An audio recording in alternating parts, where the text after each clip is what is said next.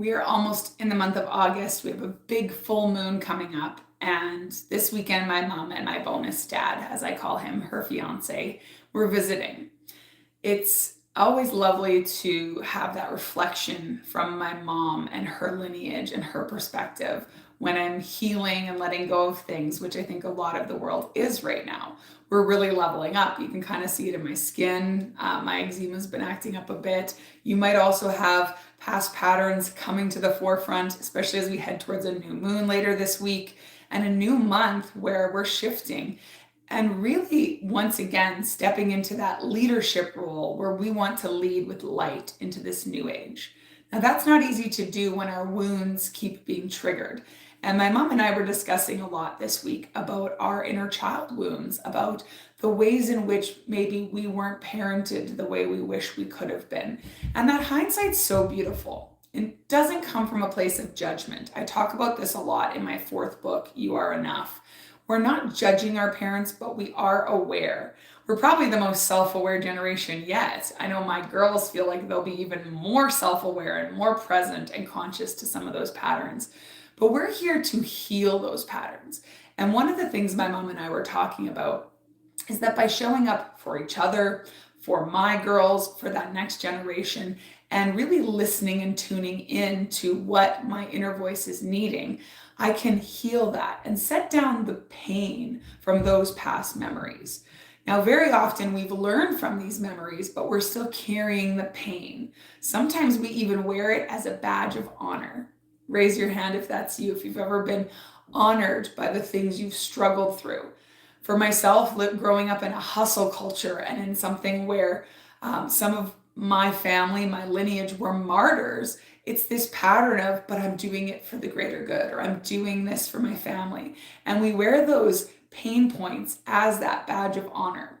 And what we want to do is set down that pain. We want to take all the lessons, all of the growth, all of the things we learned about ourselves and the way that we shifted. And we need to honor that smaller version inside of us who felt the pain and who is still asking to be seen, to feel heard, to feel supported, and to feel loved.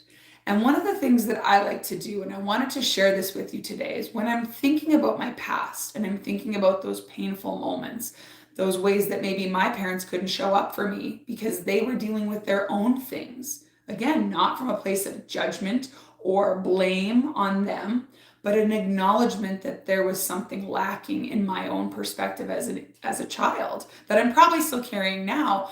Is I love to go back and offer love, vibrations, thoughts, prayers, call it what you will, but it's this intention of love to surround that version of me that needed it most. So I want you to think of your most painful moments. They're probably the moments you grew from, because honestly, that's when we grow the most, is through challenges. But I bet you any money you're still carrying some frustration or some resentment or just some sense of that's who I am, that's what defines me.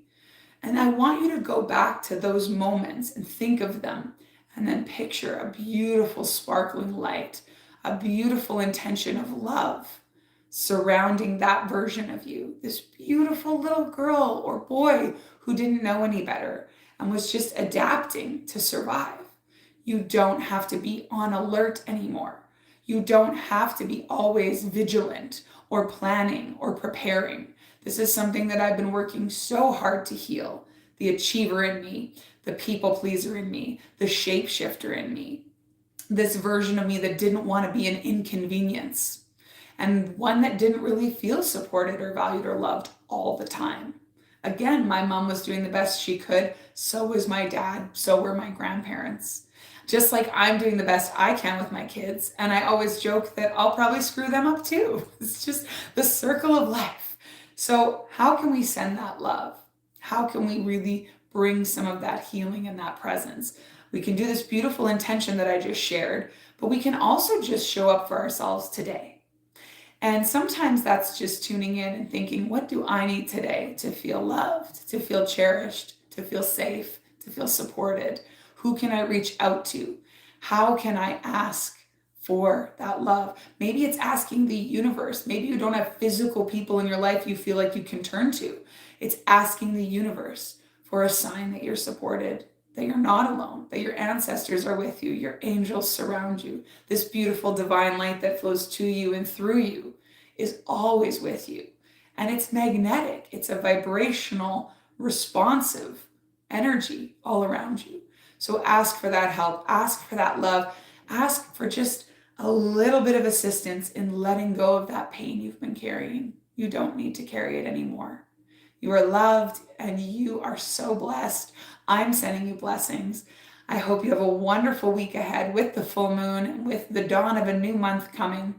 Until next time, you guys, thanks for joining me live and on the replay. You can find out more about me at lisadriver.com if you're curious. We'll talk to you soon.